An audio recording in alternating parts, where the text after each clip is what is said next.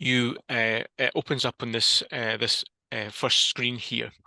As you can see here, that on all the information that you input into the software is done on this left-hand side of the screen here.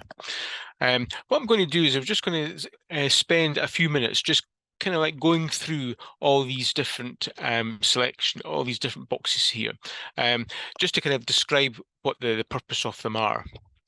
If we start at the top here, you can see that you've got the option of either selecting metric or imperial measurements. So, metric is generally used in sort of like the rest of the world in Europe, and imperial is for the United States. Also, if you just hover above the box, it'll actually give you a little dialog box to give you a brief description as to what that box actually does. So the next one we're going to look at is the room dimensions, and also we've got loop area. Now, the reason why these are two separate kind of entities, if you like, is that you may only be looping a certain portion of the room.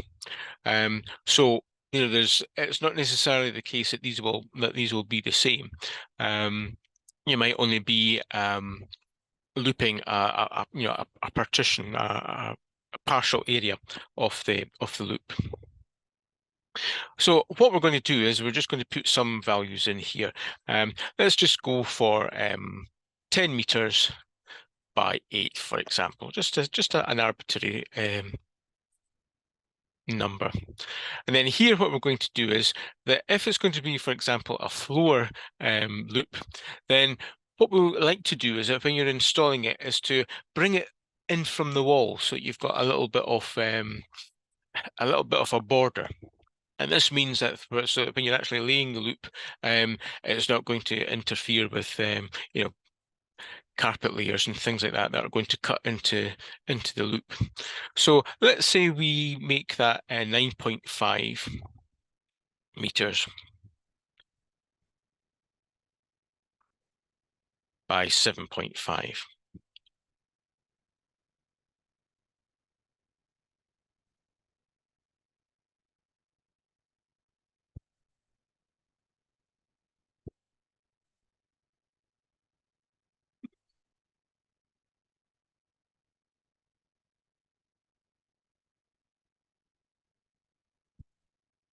Okay, so that's us set up our loop area and our room dimensions. The next box here, what this does is this allows you to select what type of loop system you want to design. So if we just take each one in turn, you've got the perimeter loop, which is the most basic loop that you can install. It's effectively just a loop that goes around the edge of the room. Figure of 8, phased array, gapped array, and phase gapped array, and phase gapped array 313. So what we're going to do is we're going to kind of go through these in turn, just to kind of like show you what these different designs do. So we'll just, first of all, we'll just let's just do the standard phased array. Now here we've got orientation. What this basically means is that if it's common x-axis, this means that the segments are going to be sort of like side by side, like books on a shelf. And if it's on the y-axis, then they're going to be stacked on top of each other. So just depending on what your design is, you can flip the orientation. You also have the option of adding cancellation loops. Now, what we mentioned about that in the previous webinar was the importance of cancellation loops being able to reduce and control the amount of overspill that loop design will produce. And again, we're going to go into more detail as to how we do that. At the moment, what we'll do is what I'll do is I'll just put that back to X. And what I'm going to do is just put it on the right only. So we're just going to have cancellation on one side of the loop. Next piece of information that you want to put in is the loop height. So, obviously, if it's going to be a floor level loop, then, the default is 0. But if you're going to be installing it in a ceiling, then you need to be aware of what the height of that is. We've also got the listening height here. And now this is quite an important piece of information because it can make a difference as to how what you require, what current you require in order for the loop to meet standard. So 1.2 is generally speaking for seated occupants. 1.45 is if it's mixed, and 1.7 if it's for people that are standing. So we'll leave it at 1.2 at the moment. Now, here we have metal loss estimation and on-site metal loss calculator. I'm going to come back to this in a bit more detail later on, so we'll come back to this. Here you have a metal loss value that you can put in here. So, for example, if you've done a test loop and you know what the metal loss is, then you can put that value in here, and what the software will automatically give you the required current to reach 0 dB. The cable type, you have round or flat. So, round wire is generally speaking used for, for ceiling installations, or maybe perhaps under floorboards. And flat copper tape is used for underfloor coverings, for example, carpet tiles. So you can see if we select round, then you have a number of different gauges that you can use to depending on what size of loop you're installing and what current you're requiring. So you've got a very thin, or a thinner loop cable at 1 millimeter cross-sectional area, and for larger loops or loops that require more current, then you can use 2.5 millimeter cross-section area.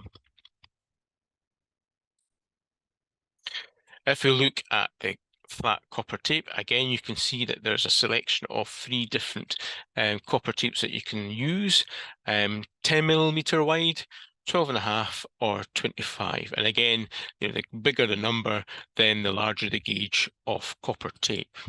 Again, larger the gauge, that's used for loops that require more current or have got long loop lengths. Here we have the total feeder cable length.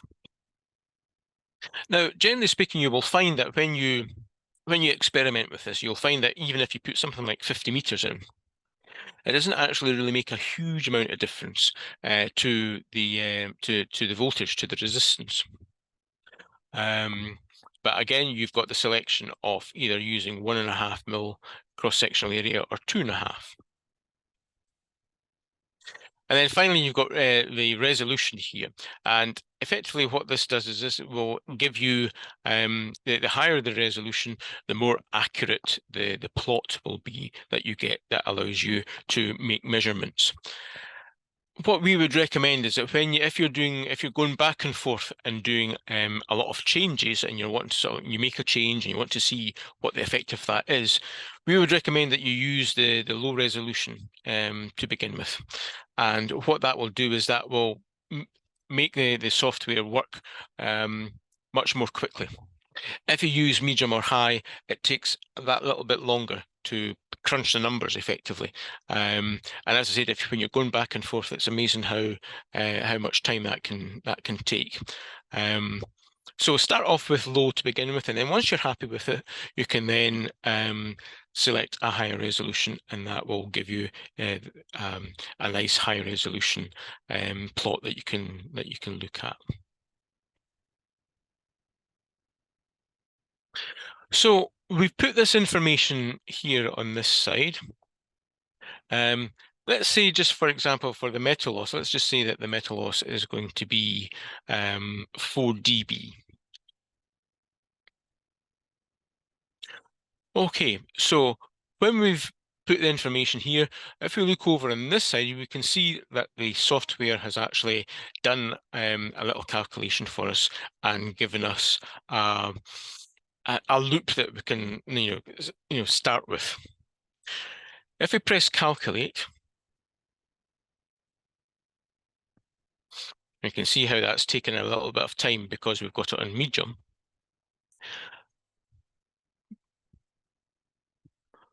Now there.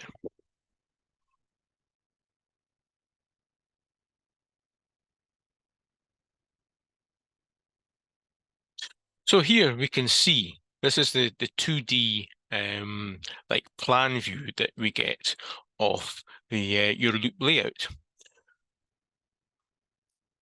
So we can see here that the where you get green is where you're getting 0 dB. If we use the crosshairs here, we can move the crosshairs and basically, effectively, this is the same as you holding a field strength meter on the floor and basically walking over the floor and taking different measurements. So this is the same effect as doing that. If you want to know what the effect is over here, you can see that if we look down here, the dB level is showing in this box here. And then we'll have our XY coordinates, which gives you effectively the dimensions of the loop. Also, we've got this set at -42. If you wanted to see what the level was like at -32, for example, and the reason I've selected -32 is that that's the minimum, or I should say actually that's the maximum level according to the standard that you're allowed to the maximum level that you can have for background noise. So if we change this to -32,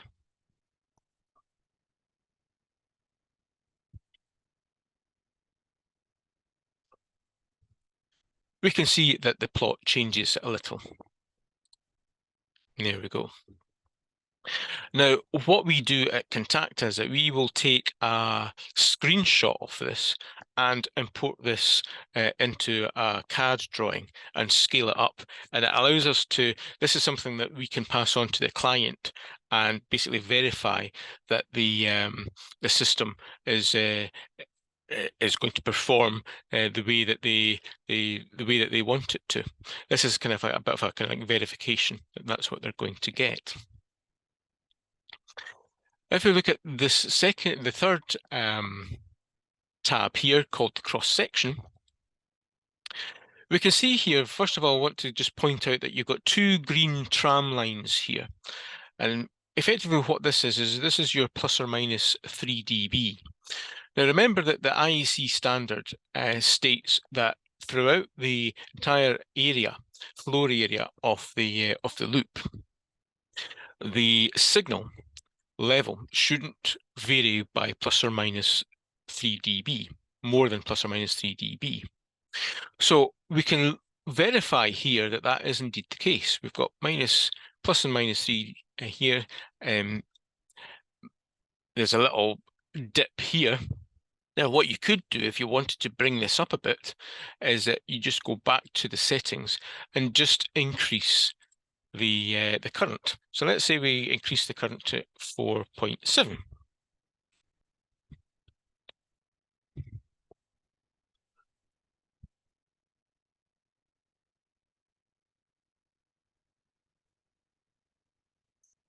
And what we do, because this is a phased array design, what we do to the primary, we must also do to the secondary to make sure that everything is nice and equal. Now what I'm going to do is I'm going to change this to low and calculate, and we can see it does it much, much more quickly.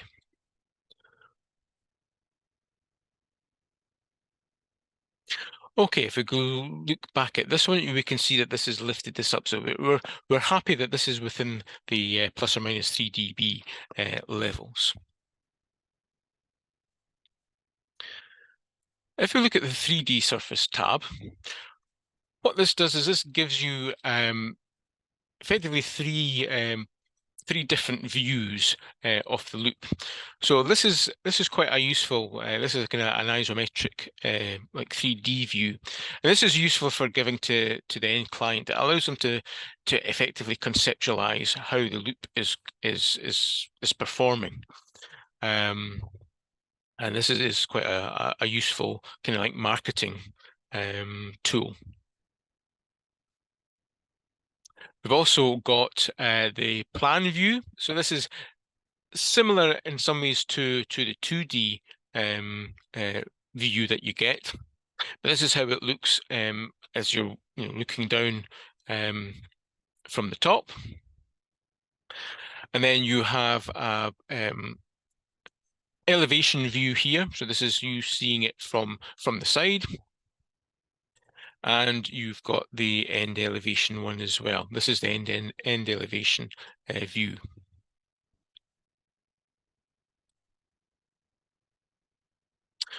Okay. Also, what you can do here is that if you're using, for example, if you've selected like Y orientation as opposed to X orientation, what you'll tend to find that you'll have to do is you'll need to go down here and just change this to X, Y. For example, if we've got this to Y, all we're getting is we're just getting this level here, which is a cross section of just this area here. So that's just how it looks, just going from this cross section here. That's not particularly useful, to be fair. So what you need to be aware of is that when you're wanting to see how the loop uniformity performs, then just make sure that that this is in the correct orientation.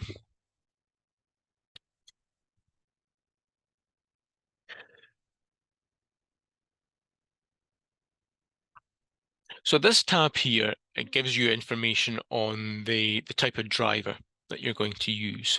It's recommended.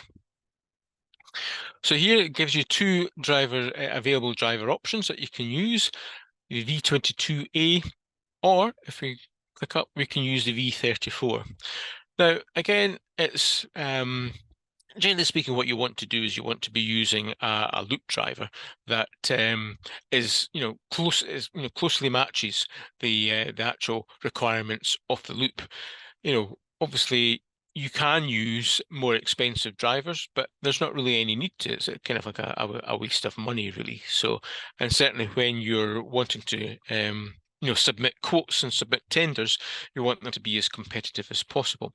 So we would always recommend that you use the smallest driver that will still perform and give you the results that you require. So here we can see it says it gives you what the required voltage is, and it gives you the required current. Now, we could actually probably get away with using a smaller driver here, because the only difference is that this is the voltage is 16.2.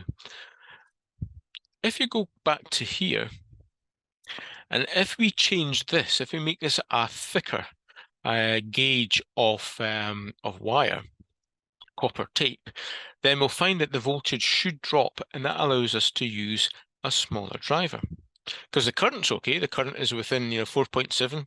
That's okay for the smaller V15 driver. And if we change this to 12.5 and calculate, we should find that the V15A driver has been selected. And this is because you can see that the voltage has almost halved. It was about 16 volts using the 10 mil wide copper tape, and using the 12.5 mil, it's almost halved it, and we're still able to, the current is still, within the required range of the V15. So basically, by manipulating all these different inputs, you're able to design a loop system that is both performs satisfactorily, but is also cost effective as well. Another thing to look at here also is the voltage headroom and the current headroom. Now, generally speaking, I would probably say that voltage headroom is probably a bit more important, shall we say, than current headroom. I mean, there's no, if you require, for example, I mean, it's 4.7 amps, the driver should be able to, run continuously all day, kicking that out without there being any problems. But the voltage headroom, again, what you need to be aware of here is that if you were finding that you were kind of like less than 1 dB or something like that, then you maybe want to consider either changing the size of the loop wire that you're using, or consider using a larger driver just to give you that little bit extra leeway. Because remember that it's different if you've submitted a tender and you've just submitted the cost of a small V15, for example, this one, that's going to be a lot less expensive than the V22.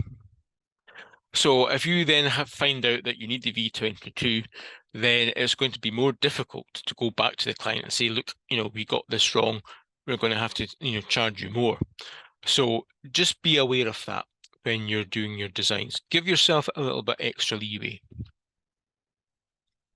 The final tab here is diagnostics. Now, to be fair, there's a lot of information on here you actually don't need. You don't really need this. But the two tabs at the top are what you really need. What this does is this tells you how the length of cable that you require. So you've got 93 and 94. So that would be like two reels of 100 meter either round wire or copper tape. So again, this is something that you would put as part of your tender. Okay, so let's go back to the loop settings here. Now, one thing that's not immediately obvious on the software, and this is something that I want to kind of like show you how you can do this, is you can design a perimeter loop that has a cancellation loop. So for example, if you have, for example, maybe it's a community hall or a church where there's a stage at the front, but the rest of the space is there's not a lot of metal content or anything like that. So you could use a perimeter loop, but of course, the downside of using a perimeter loop is that you get excessive overspill, which causes interference with, magnetic pickups in electric guitars, dynamic microphones, and things like that. So what I want to show you here is how we can sort of like manipulate the software here to give you a perimeter loop with a cancellation loop bolted on the end. Okay, so let's go back to here. What I want to do is let's change the size of the loop here. So let's just say, just for argument's sake, let's say it's the loop area is 9 by 4.5.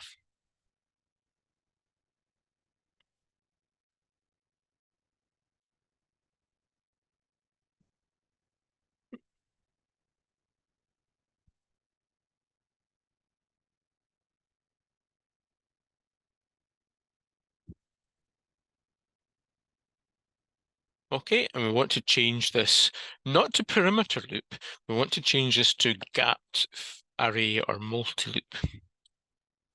Okay. Want to keep that as a common x-axis. And what we're going to do here is we're going to set that to none. Now, what we want to do here is the number of segments is only one because it's a perimeter loop. Okay, that's one. It gives you a loop gap, which again, we don't have a loop gap, so we want to set that to 0.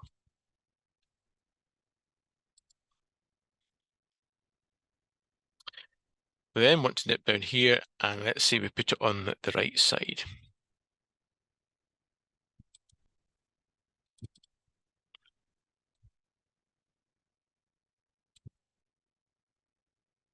Okay, so what we've got here, so we know that the width of the room is 4.5, so we can keep that at 4.5. But our loop size is 9 meters. 9 meters. And what we want to do is we want to have the perimeter loop and the cancellation loop, kind of like taking up the 9 meters space.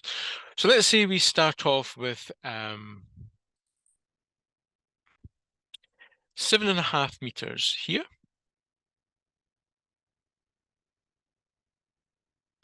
And 1.5 meters down here.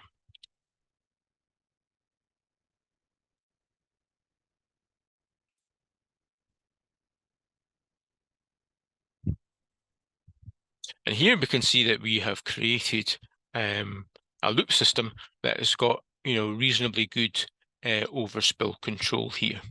So here you can see that at the sides of the loop and at the rear, you're getting a lot, excessive overspill. But at this area here, it's been reduced quite considerably. So what we can do here is we can actually just measure what the what that overspill is. So if we take a measurement here, which is 4.5, and there is 5.8. So that's about, 1.3 meters away from the edge of the loop. You're getting, minus 32 dB. So this is a way of you being able to create a perimeter loop with a cancellation on the front. And this is really useful. Again, this is something that we get asked for, and you guys will get asked for quite a lot, is they don't want the expense and the added complexity of putting in a phased array, for example. But it shows you that you can put a straightforward perimeter loop in, and it'll still work satisfactorily. One thing I do want to point out, though, and this is kind of like the downside of this, is that you will notice here that there's a dip in the signal. If you look at the cross section, you can see here that it's fine there, and then there's a big dip here. So if you were seated in this area here, you wouldn't be getting any signal whatsoever. Now, this maybe isn't an issue, depending on what the design of the system is. For example, if the seating is only going to be in this area here, and there's nothing going to be in this area, then that's not a problem. But if you have seating going right up to the edge here, then this is, it's a concern that you have this this dip here. Something that you can certainly talk to with the client and say, this is a system that we can offer you. Are you happy with this area to that's going to have a dip?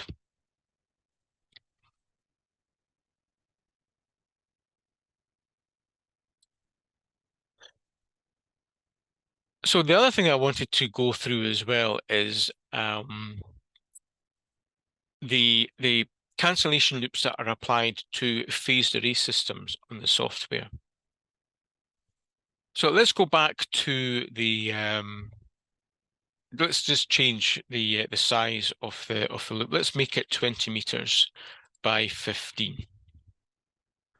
And let's just make this 20 by 15 as well. Okay.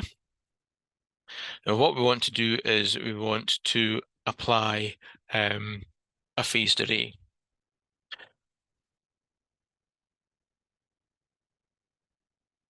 Now look at the segment length here. It's 3 meters. That's a good, that's a good size. That's a, it's a efficient size. If you go into cancellation, and let's just say we put in left and right, you can see here that now what the software has done is it has reduced the segment, the main segment width, down to 1.9 meters. Now, if you've got large spaces to cover, then what you'll find is that this is not a particularly efficient way of doing it, because you're requiring more segments at a shorter segment width to cover the space. So if we just have a little look at how this, we can see that we're getting quite good overspill control, but we're using quite a lot of cable. If we look at the diagnostics, we're using 370 meters of cable using this particular, using the phased array and this segment width. What I wanted to show you was you can actually kind of fool or manipulate the software to kind of like give you what you require. So remember that if you go up to here to our loop area, you've got 20 by 15. That's the size of it. So it's 20 meters long by 15 meters wide. Now let's not apply cancellation. Make sure that that's none. Okay. Now, what we want to do is, we know that generally speaking, a cancellation loop will kind of like use, an extra meter of, or add, an extra meter of length onto the loop layout.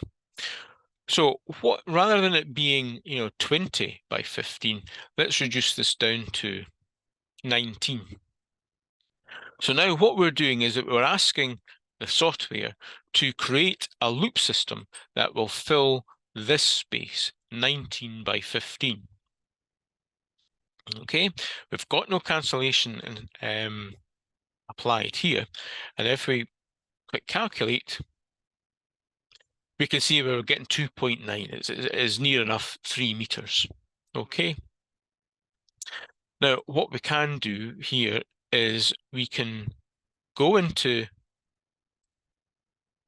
primary cancellation and decide what we want. So if we do both, for example, actually no, we'll just do one side.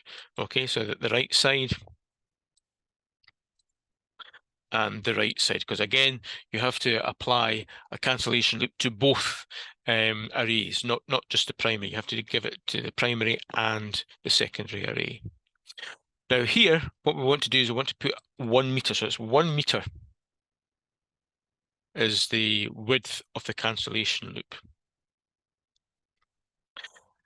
Now, the secondary offset, the cancellation offset is, if we remember, it's the phased array offset here is 1.46. So it's 1.46 minus half of what the cancellation loop is, and that gives us what our offset needs to be. So that would be 0.96, is that right? Yeah, 0.96 is what our offset would be. Now, if we calculate this, so what we've done here is that we've still maintained, the larger main segment widths, but we've been able to still apply the cancellation loop on the end. And if we look at the diagnostics, we can see that the length has been reduced quite considerably. So that's one way that you're able to manipulate the software to get it to do what you want it to do. So as I said here, rather than using the automatic cancellation, you effectively just put in here. What you're doing is you're subtracting the space that the cancellation loops take. You're subtracting that from the overall size that you've got the overall space that you've got to work with. Now, say for example, if we had cancellation loops at both ends, we would reduce that to 18. So reduce that to 18, and then put that onto both. Now you can see here that it gives you an automatic reading here, or a suggested loop width.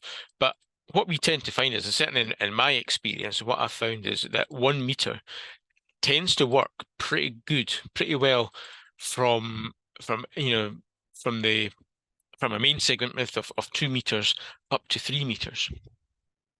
And you get fairly consistent results because of that. So again, we've got the phases as 1.38 minus 0.5.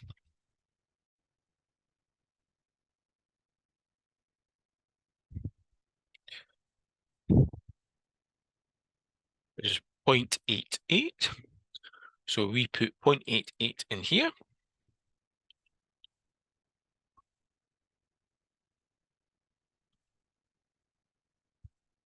And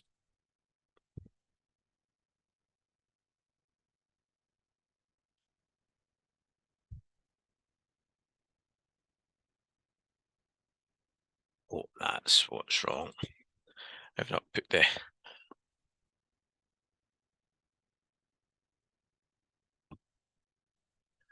the decimal point in.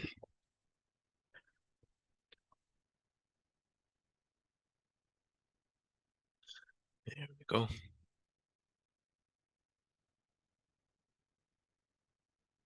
So if we go back to this one, you can see here that we've got nice tight control all the way around of the overspill all the way around the loop perimeter. Look at the cross section here.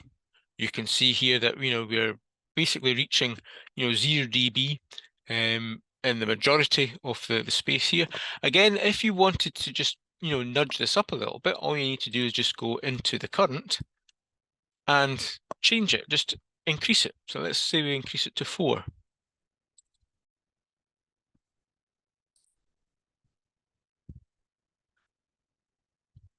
And we can see here that it's lifted it up.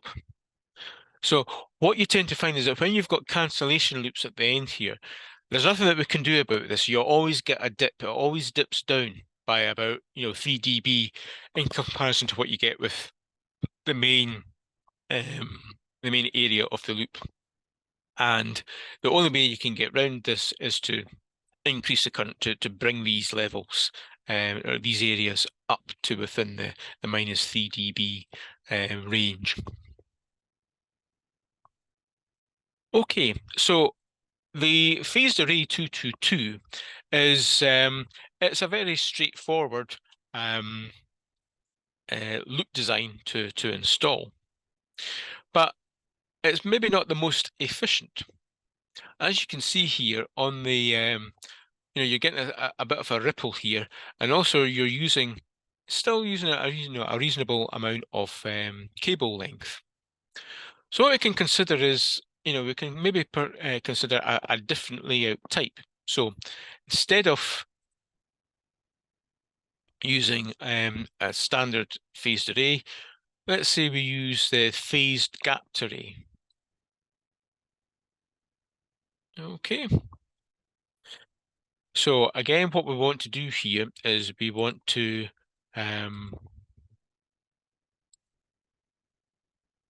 apply our 1 meter.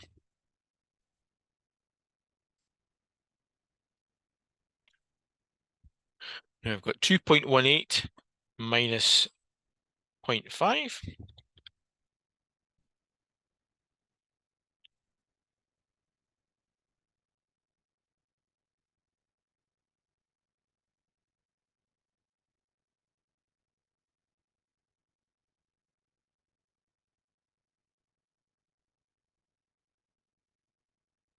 and it's 1.68.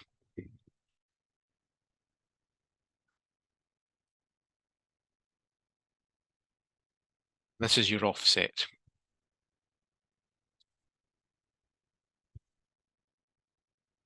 Now we can see here that we're getting at a very nice, even distribution, uniform level of. You can see, especially on this, is it's virtually, virtually a flat line. So this, layout design gives you, fantastic performance in loop uniformity. And also, if we look at the diagnostics, we can see that the length of the loop wires that we've used has been reduced yet again. So effectively by changing the type of loop design that you use, this can then also ensure that the loop system is within the parameters of the loop driver. So, for example, in the loop driver here, it's a V22E Pro. So if the previous driver that we had, which was the the previous layout they had, which was the 222 one that used more, you would find that you required a V34 driver, which obviously is more expensive.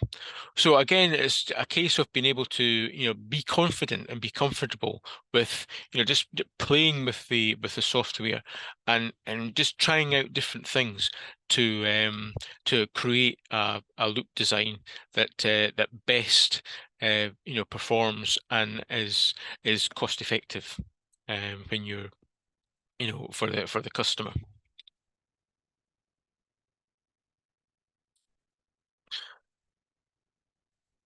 What I want to talk about now is metal loss. It's something that we touched on in the previous seminar that we did for large area loops, and we're finding that there's hardly any installation that you do now where metal loss is not a significant problem. With modern building methods, metal content is a huge part of the fabric of the building, and we know that it absorbs the magnetic signal from our loops, and things like perimeter loops, it means that they are no longer viable. And even using phased arrays, we still have to take into consideration what the level of metal loss is, because that's going to make a big difference as to the amount of current that you require to reach the level, and also what ultimately what drivers you're going to have to quote.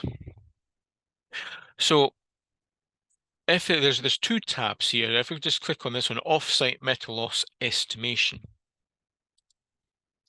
Now here we have, it effectively just gives you a kind of an idea of what you would apply to your design, depending on what the estimated metal content within the building is. If you're, quite often you will get tenders from like off-plan projects where the building isn't even up yet, so therefore you can't actually go out on site and do any measurements.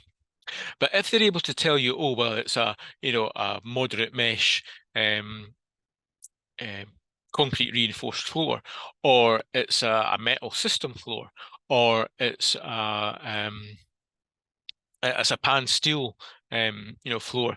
All these different types will have are fairly consistent in the amount of metal loss that you can that the metal loss that you need to apply to your design. But certainly, if you're if it's a retrofit to an existing building, then what we recommend is that, if you have this installed on your laptop that you take to site, then you use this on-site metal loss calculator. And what this does is this will take you through step by step the procedure that you need to follow in order to get the data from a test loop. And from that data, you can then, input that into the design and ensure that the amount of current that you're applying is sufficient to ensure that the system is compliant. So here it gives you, the equipment required. So it gives you, a loop driver, a field strength meter, and a tone signal generator.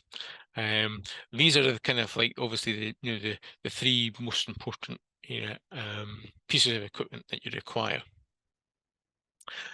At Contacta, and certainly all the engineers that we have in the UK use a tripod.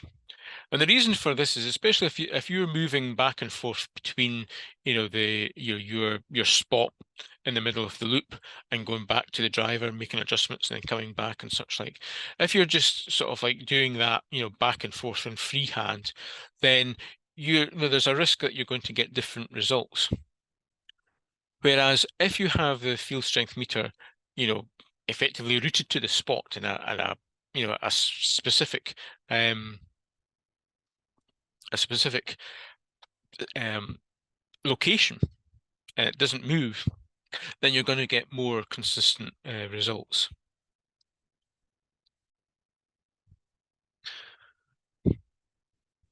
So again, what you want to do is you want to, when on site, the things that you need to do. So the test loop height. Now, the reason we say the test loop height is, obviously if it's going 90% of the time, probably, your loops are going to be installed at floor level. There's no point in doing a floor level test loop if the loop is going to be installed in the ceiling. Now, again, it's there's practicalities which can make this difficult, but again, with our contact engineers, they will, if it's going to be installed, for example, above a ceiling grid, then they will install a test loop above there just to get a realistic idea of what the metal loss is going to be. So it can be done, but it is it can be a bit labor intensive. It then tells you, step by step, it tells you what the procedure is, what you need to set your signal generator to, what current you need to set the driver to, and such like, and and then taking the values. So here this is where this is the first information or data window that you would install or input the height of the test loop, the length and width of the test loop. So let's say, normally we would, for example, recommend something like, say, 5 meters by 3 meters. Okay, and it tells you what the total wire length is. The other thing we want to do is you want to measure the current. So you can either the V series drivers that we have, the display will actually tell you, give you, and it has got an ammeter on it that will tell you accurately what the current is at 1 kilohertz. But if you don't, if you're using a different driver, for example, then you can use a clamp meter. Again, it doesn't have to be a specific current, but what you want to do is you want to make sure that you record what that current is. So let's just assume that it's going to be 2 amps.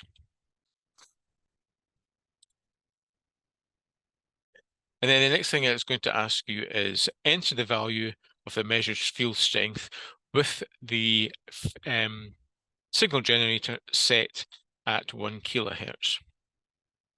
So let's just say it's going to be minus 4, say. And then for 5,000 hertz, let's say it's going to be minus 7. And 100 hertz,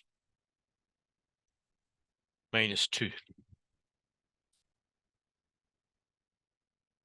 Okay, so what then the calculator does is it will tell you what the metal loss value is. So it's 1.6 for a 3-meter wide loop. So it's pretty minimal. What frequency, high frequency compensation needs to be applied? In this case, there's none. And the approximate amount of current that you're going to require to reach 0 dB in the center of the loop. Now it asks you, do you want to use these results in your loop design? If you press your yes, what it'll do is it will put it into this. Let's see. Yeah. What it will do is it will input that into this one here.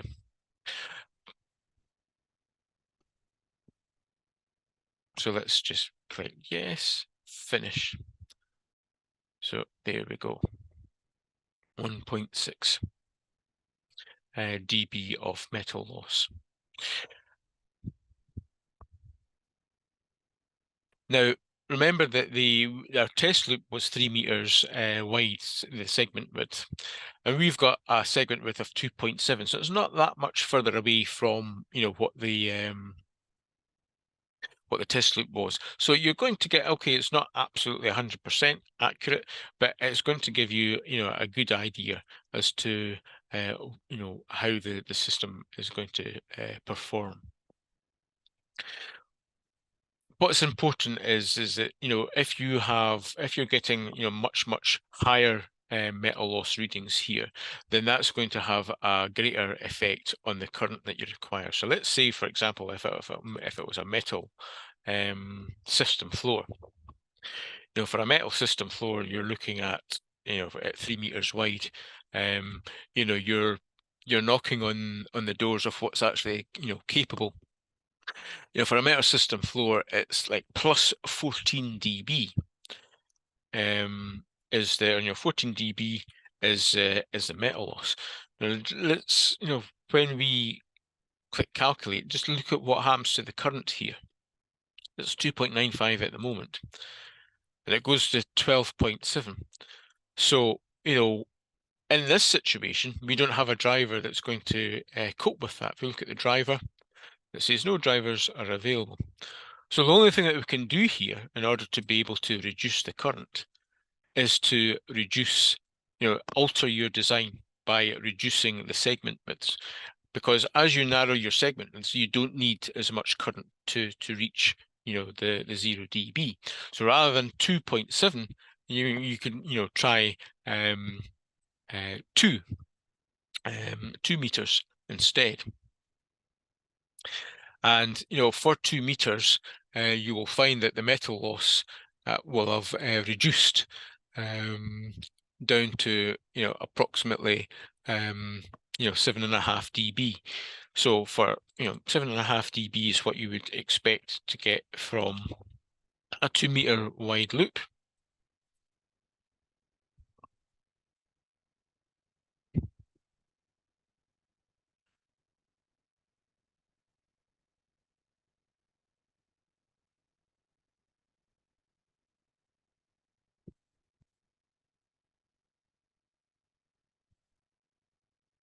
Right, let's see.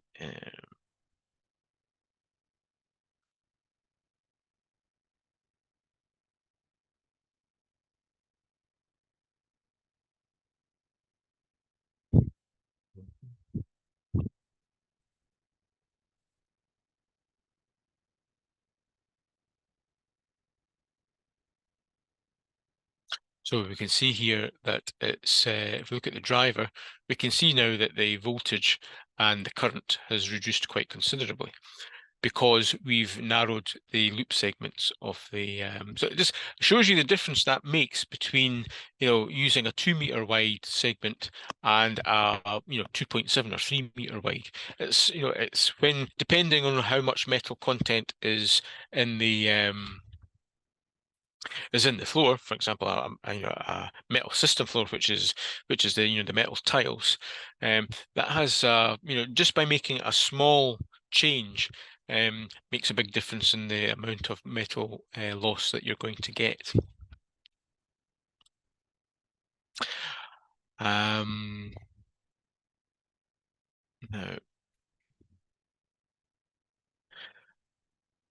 the last thing that I wanted to show you was this was something which was asked by a number of you, was that if you make a change to something, for example, like the metal loss or the loop height, then what it does or what it can do is that it changes everything on this side of the inputs. What you can do is that you can come out of automatic mode.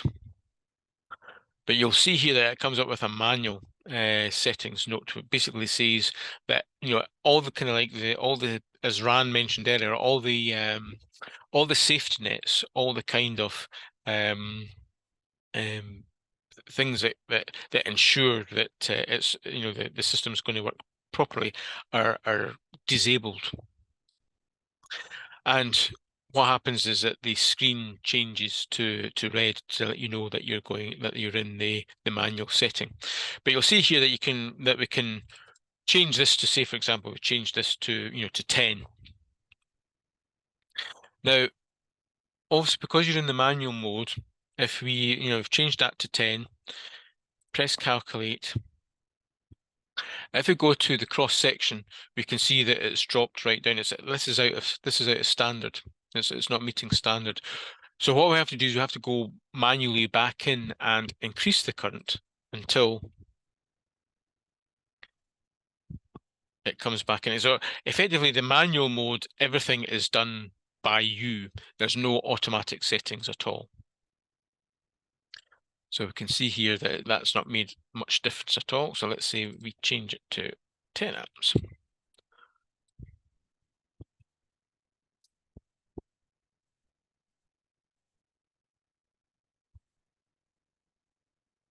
And we can see we're a bit better there. Okay, so this is what the manual loop setting will do. Another thing I wanted to show you was if you go into driver, you can save your Contacta report. So it allows you to add customer installer details by pressing yes or no. So if you just yes, so you have a window here that allows you to input that data.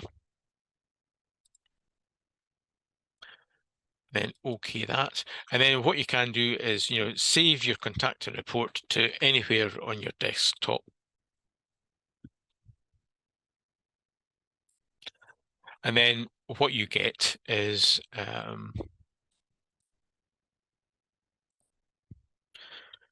should have one on here all ready to show you. If I can find it.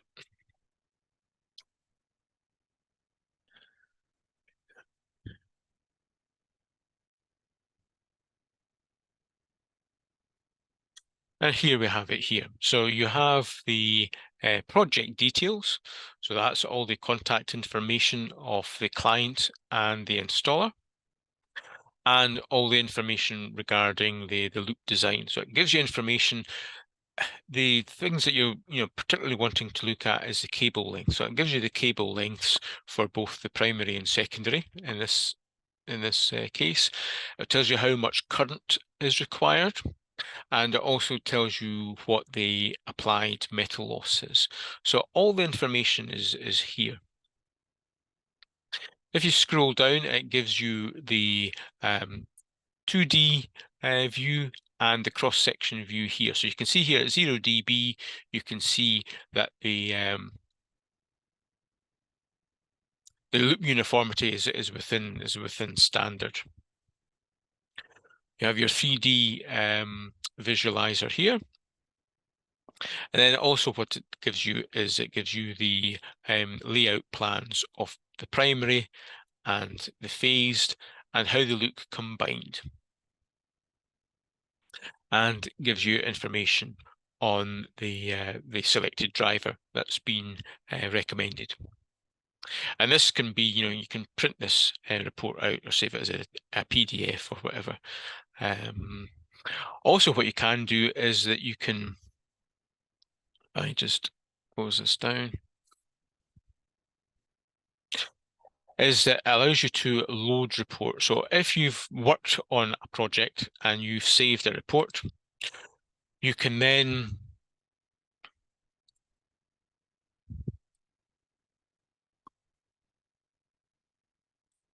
it then opens up a window and you can then, download a 3D visualizer report. And what it'll do is it will give you the information for that particular report. So it's not only does it allow you to save a report as a PDF, but allows you to import back projects that you've worked on previously, and work on the project again in the visualizer if you need to make any changes. I think I'll probably leave it at that at the moment. What I would like to do is just pass it over to you guys if you have any questions that you would like me to answer for you.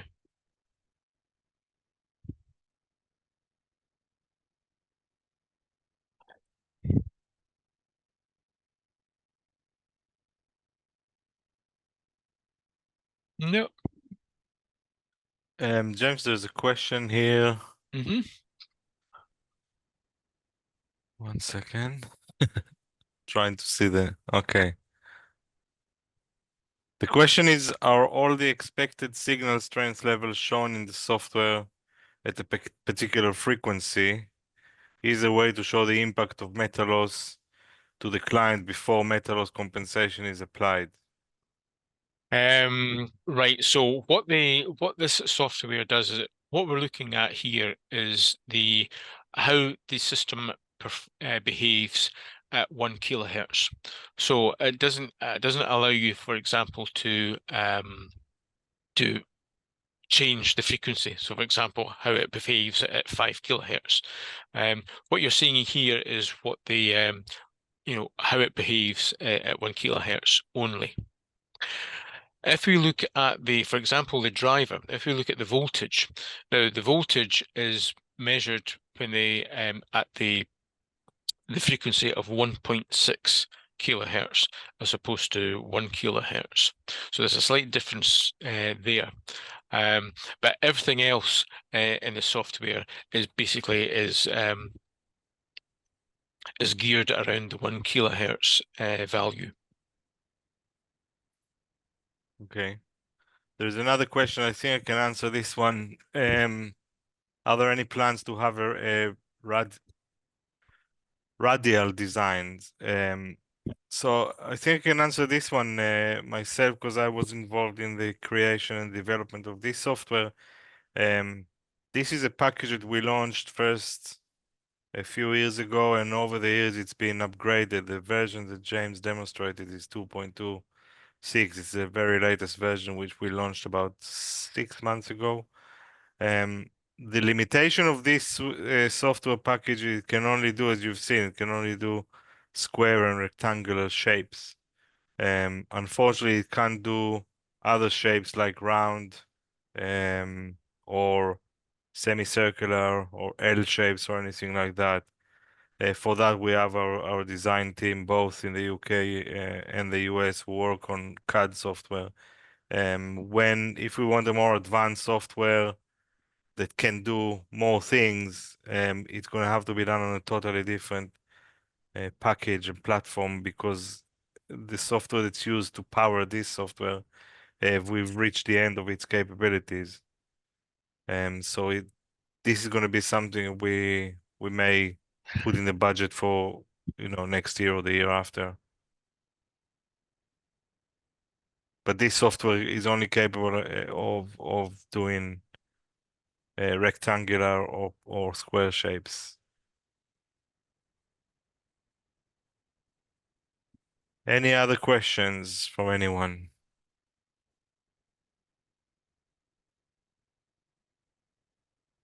Maybe just worth noting that this software has got hundreds of successful installations behind it already over the last few years. So it works really well. It's easy to use. It's accurate. It produces good loops. Should have every confidence in using it. And once you get a little bit of training and playing with it, particularly with the cancellation loops, it's a very effective piece of software.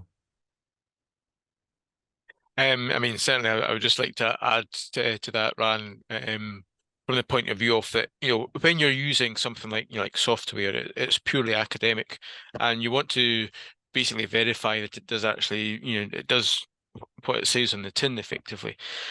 And the loops that have been installed, for example, with cancellation loops, because we have that facility to be able to effectively finely tune, just maximize the amount of overspill control that you can apply.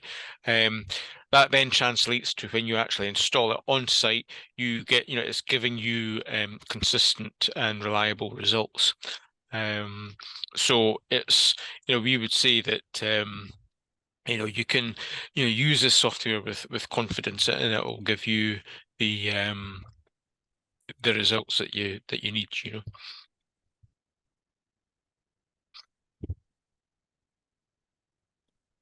Any other questions, guys, before we sign off? Anything